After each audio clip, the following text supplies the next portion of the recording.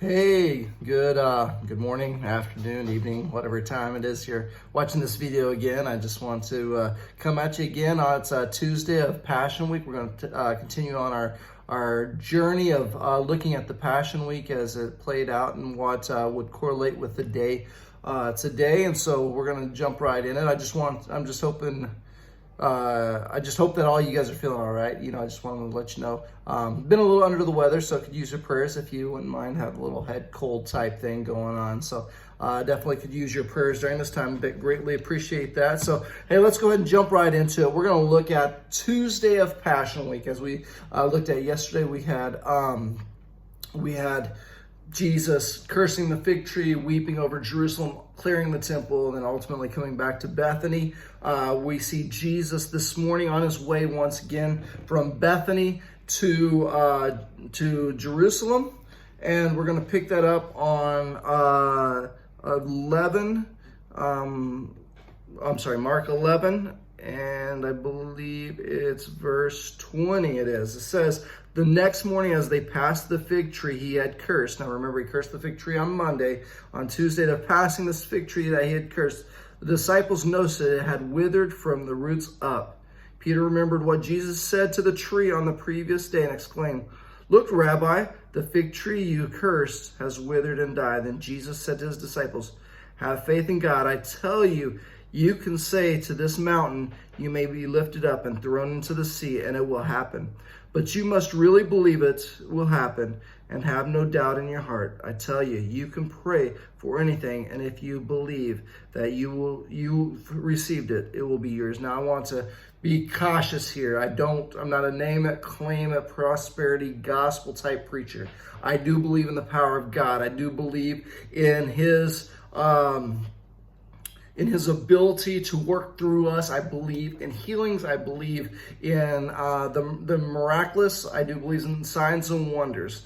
I do not believe God operates as a magician or a sorcerer to prove himself. God doesn't have to prove to us anything, but I do believe that he's empowered us to pray and ask. And when we line ourselves with his will, we will see those things come to pass. And so this is clearly what Jesus is saying. If you have faith, you can tell this mountain, move. If it's God's will for that mountain to move. I've never seen anybody actually been able, and I've known some great men and women of God who's got great faith, and I don't believe they can tell a mountain to move unless God so desires for that to happen. So we see this is the continuation of what we maybe perceived yesterday as Jesus just being hangry. What he was doing is he was demonstrating two things. One is that if you aren't fruitful, there's consequences. Two, that God has empowered us with the same power Jesus operated in, and that has been bestowed on us when our wills align with God's will. So let's look at the next thing. Next thing we see is Jesus goes into Jerusalem. This is a time where I would have loved to have been a fly on the wall, we would say, meaning I would love to have been there and not been in the middle of it, but just been able to observe this. Because what we see, we're going to go to Matthew chapter 23 here real quick. And what we see, Jesus goes into the temple and he starts to teach. And what he starts to teach is in your face to the religious people, the religious leaders, and very clearly, we're going to start in verse 3 here. I think I said, verse 1 on this one. It says, "Then Jesus said to the crowd and to his disciples, the teachers of the religious laws and the Pharisees are the official interpreters of the laws of Moses. So practice and obey what they tell you." This is great, right? The religious people are teaching you the good stuff. Practice and obey that. But and this is where he gets kind of controversial. He says, "But don't follow their example, for they don't practice what they preach. They crush people with unbearable religious demands and never lift a finger to ease the burdens. Everything they do is for show. On their arms, they wear extra wide prayer boxes for scripture verses inside. And they wear robes with extra long tassels. And they love to sit at the head of the table at banquets and in the seat of honor in the synagogues. They love to receive respectful greetings as they walk in the marketplace, and to be called rabbi. They are like, yes, please acknowledge me. Put me in this position as this godly person. They love that, right? Don't let anyone call you rabbi, for you have only one teacher. All of you are equal as brothers and sisters. Now, this was not okay.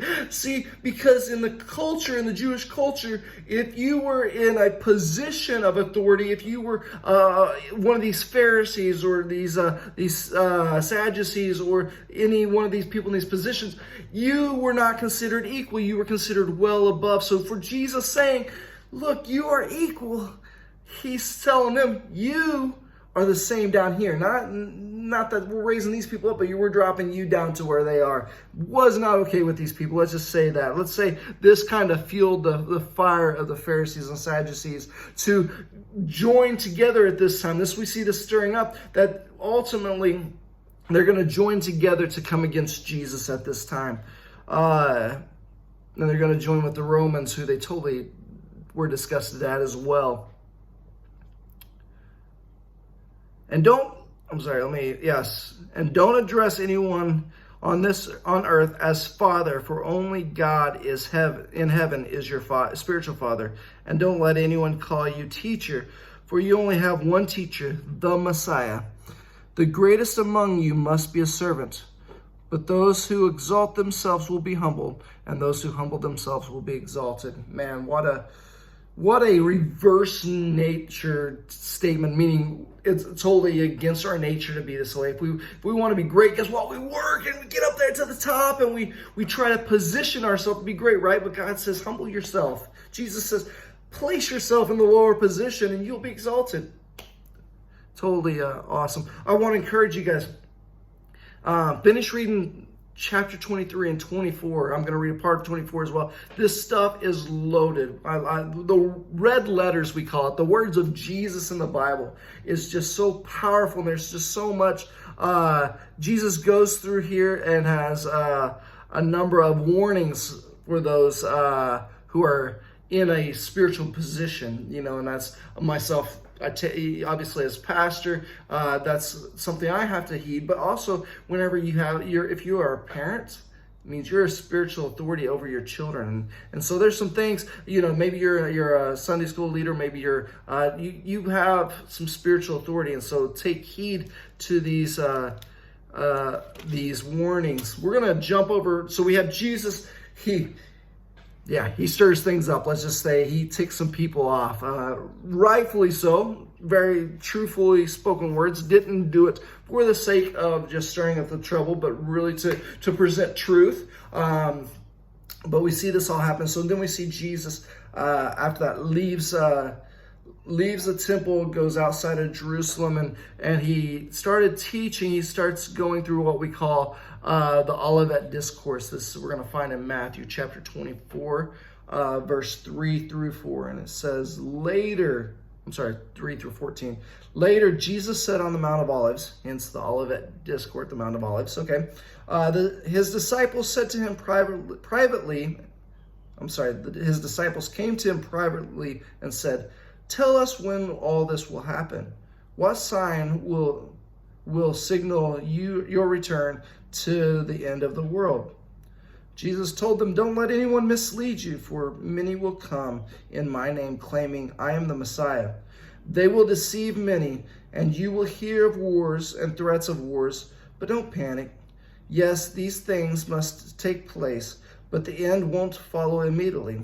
Nations will go to war against nation and kingdom against kingdom. There will be famines and earthquakes in many parts of the world. But all this is only the first of the birth pains, with more to come. Then you will be arrested, persecuted, and killed. You will be hated all over the world because you are my followers. And many will turn away from me and betray and hate each other. And many false prophets will appear and will deceive many people. Sin will be rampant everywhere, and the love of many will grow cold. But the ones who endure to the end will be saved. and the good news about the kingdom will be preached throughout the whole world so that all nations will hear it, and then the end will come.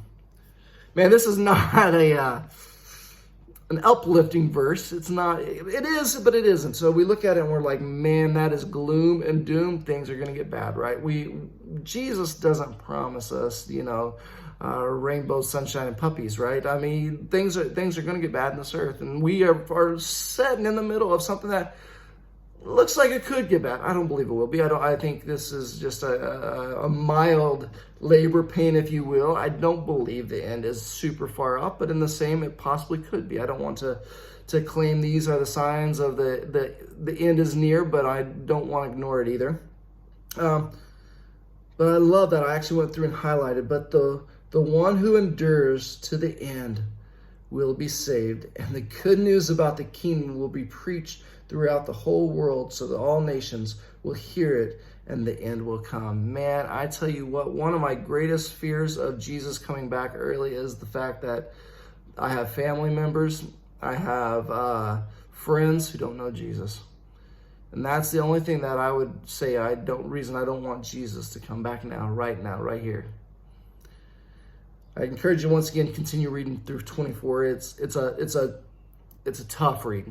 It's one that if you are not secure in your faith and your hope in Jesus, it's scary. It's revelation scary. But for us that know where we stand and know what lies ahead, man, it's hopeful. Oh man, I know bad times are coming, and you know what? There may be times I get arrested for doing what I do. There may be times that I face sickness and I face troubles of many kinds. But you know what? In the end, it's all for His glory. We see the Tuesday wrapping up. Jesus does go back to Bethany once again.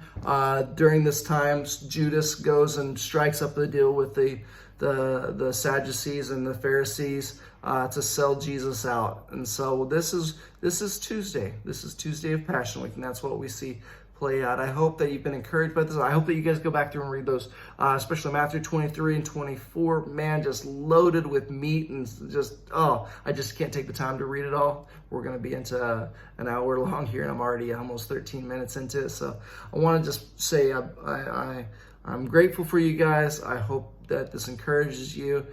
Please, if you guys have any prayer requests, please shoot it. You can shoot me personally, or Doris shoot us a WhatsApp message personally, or you can put it on the ANF Ministries if you want it more. If public is perfectly fine.